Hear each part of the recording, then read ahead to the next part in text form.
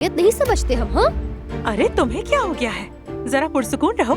क्या किसी दोस्त के लिए केक बनाने पर जान से जाना पड़ेगा? अगर अपनी जान अजीज है तो अपनी इन हरकतों पर काबू रखो। जवेरिया ने तुम्हें बहुत खूब सुनाया भी था, मगर लगता है वो सब कम पड़ गया। तुम किस कदर ना समझो कि तुम्हें सीधी सी बात समझ नहीं आती। लगता है तुम लोगों को बात करने की बिल्कुल भी तमीज नहीं है। यहाँ तक कि पूरा खानदान ही तशद्दुद करने का दिलदादा है, माशाल्लाह। वाह वाह वाह वाह, इसकी बातें तो सुनो जरा। तुम इतनी पागल लड़की हो कि तुम्हारी वजह से हम सब भी पागल होकर रह गए। देखो जवेरिया और जेवदत भाई से दूर रहो, वरना तुम्हारे साथ बहुत बुरा होगा।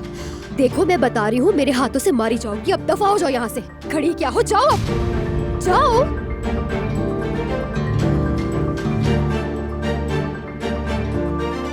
इसका मतलब है कि इनके दरमियान मेरी वजह से दरार पड़ रही है। ये तो अभी शुरुआत है, देखना आगे जाके रिश्ता किस हद तक बिखर जाएगा।